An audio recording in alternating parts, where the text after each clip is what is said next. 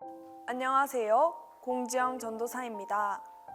오늘 강의의 제목은 많은 사람과 부대끼는데도 외로움이 덮칠 때가 있다 입니다. 그럼 오늘의 강의 시작하겠습니다.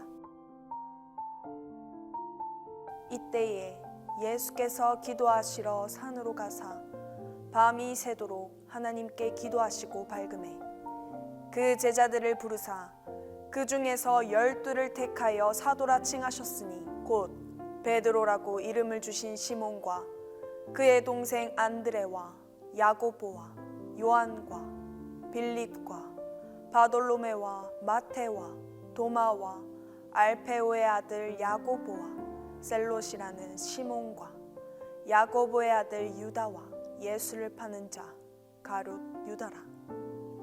우리는 하나님과 교제하며 살도록 그리스도 교제를 바탕으로 공동체를 가꾸도록 부름받았습니다.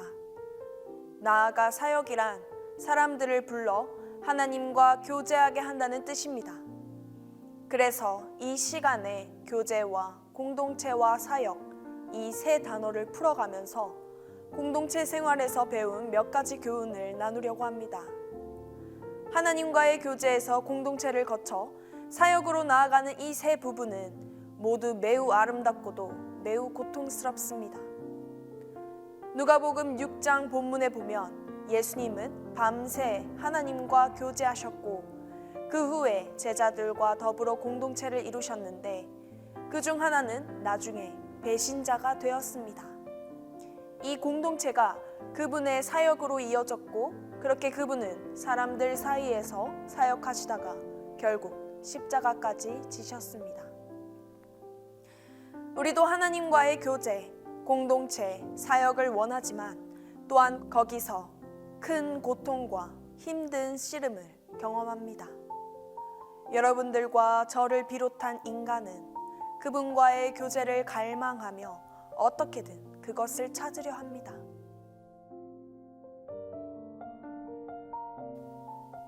우리는 어딘가에 소속되려 합니다. 어딘가에 나의 집이 있습니다. 나를 잘 받아주고 품어주고 사랑해줄 곳이 있습니다. 기독교 공동체 사람들은 하나님과의 교제, 안전한 곳, 연합의 안식처를 갈구합니다. 하나님은 우리를 창조하실 때 그분과의 교제를 동경하는 마음을 주셨습니다. 낮이고 밤이고 우리가 하는 일은 다분히 그 교제를 얻으려는 시도입니다. 그렇게 관계를 회복하려 애쓰기 때문에 종종 다시 쓰라림 상처를 입고 낙담하는 것입니다. 우리 몸은 친밀함과 안식처를 동경하고 우리 머리는 이해와 화해를 모색합니다. 그리고 그 이면에는 사모하는 심령이 있습니다. 예수님은 우리에게 이 교제를 주러 오셨습니다. 하나님과의 교제가 무슨 의미인지 알려면 먼저 예수님을 보아야 합니다. 잠시 예수님을 보십시오. 그분은 밤새 하나님과 교제하셨습니다. 그 밤에 예수님을 보기 바랍니다.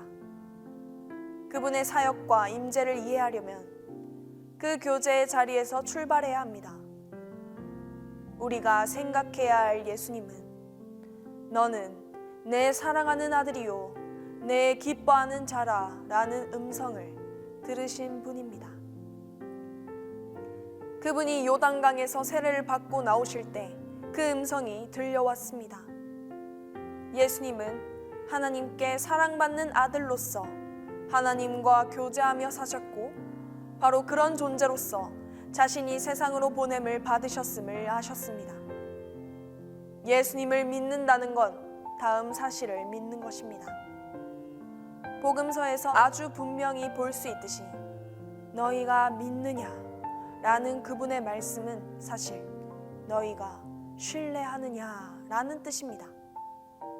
예수님은 밤을 맞아 산에 올라 기도하셨습니다.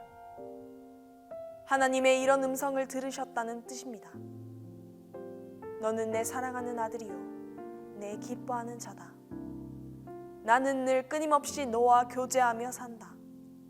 내 모든 사랑은 너를 통해 가시화된다. 그 사랑으로 나는 우주를 창조했다.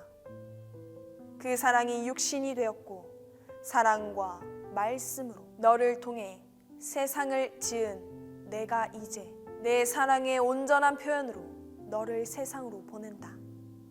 이제 내 충만한 사랑을 누구나 만지고 보고 들을 수 있다. 이렇듯 예수님은 산에 올라가 자신을 사랑하는 아들이라 부르시는 그 음성을 들으십니다. 예수님은 들으셨습니다. 예수님은 너는 내 사랑하는 아들이라 라는 음성을 듣고 순종하셨습니다. 예수님은 우리도 하나님께 사랑받는 아들, 딸이 되기를 원하십니다. 내가 떠나가는 것이 너희에게 유익이라 가면 내가 내 영을 너희에게 보내리니 라는 예수님의 말씀은 이런 뜻입니다. 내가 떠나가는 것이 내게 유익하다 가면 내가 내 교제를 너희에게 보내리니 이제 너희도 나처럼 그 교제 안에 살 수 있다. 진실로 그러하다. 내가 하나님의 아들이듯 너희도 똑같이 하나님의 자녀이기 때문이다. 그러므로 산에서 밤새 기도한다는 것은 곧 여러분을 사랑하는 자라 부르시는 음성을 계속 듣는다는 뜻입니다. 하나님께 사랑받는 아들, 딸로서만 여러분은 비로소 공동체 생활의 의미와 사역의 의미를 어렴풋이나마 알 수 있습니다.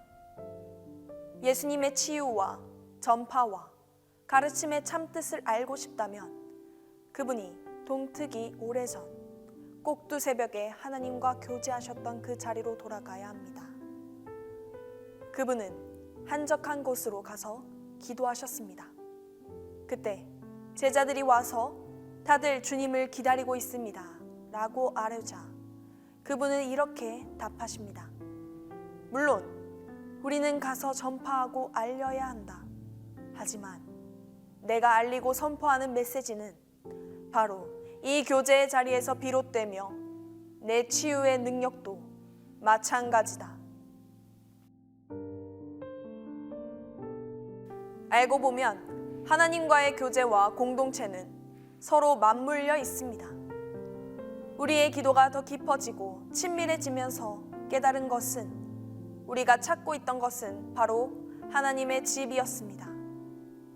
그런데 하나님 안의 집은 우리가 어떻게 다른 사람들과 더불어 살아가느냐와 상관이 있습니다.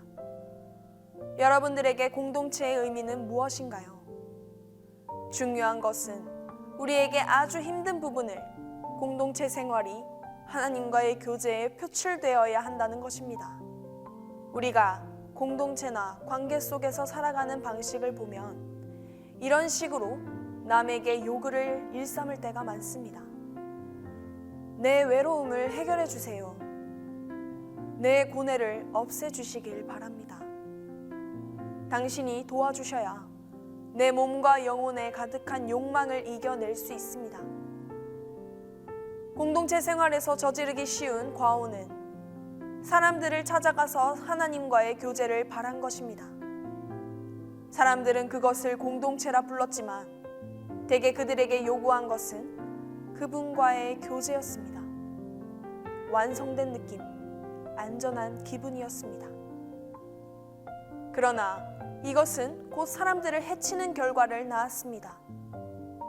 인간의 사랑은 워낙 유한한지라 하나님과의 교제를 인간에게 요구하기 시작하면 결국 상대를 억지로 조종하게 됩니다. 워낙 이것저것 많이 바라기 때문입니다.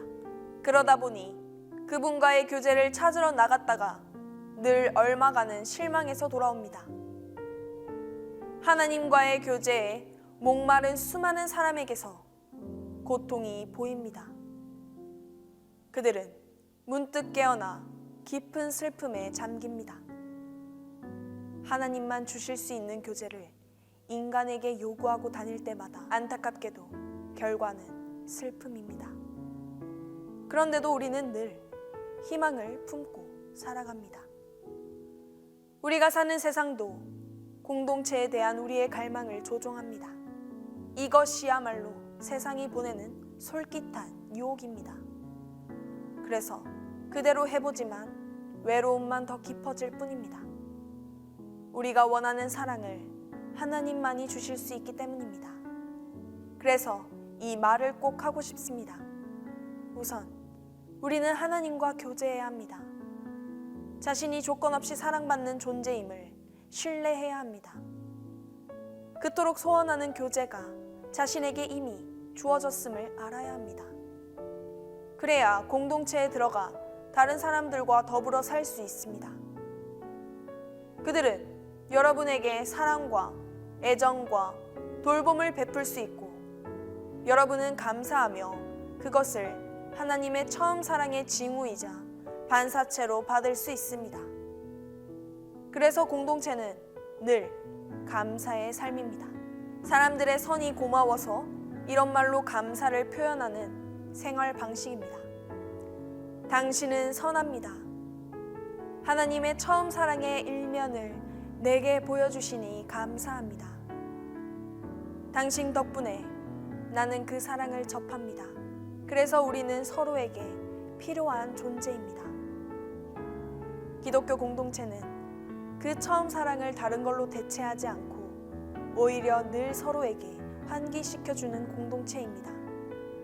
결혼이란 두 사람이 결합하되 자신들을 에워싼 더 큰 사랑을 늘 서로에게 가리켜 보이는 관계입니다. 둘 중 어느 쪽도 혼자서는 그 사랑을 품을 수 없습니다. 우정도 마찬가지입니다. 두 사람이 깊은 우정으로 서로 사랑할 수 있음은 서로 도움으로 그분의 더 큰 사랑을 재확인할 수 있기 때문입니다. 그 사랑은 우리에게 이해를 초월하며 다만 우리가 믿고 신뢰할 수 있을 뿐입니다. 공동체는 여러분을 다시 하나님과의 교제로 부릅니다. 그 교제는 여러분의 고통을 초월하지만 그 교제에 도달하려면 여러분의 고통과 고생과 상처와 외로움을 충분히 살아내야만 합니다. 과감히 그렇게 견뎌내지 않으면 결국 우리는 감정 기복이 심해집니다.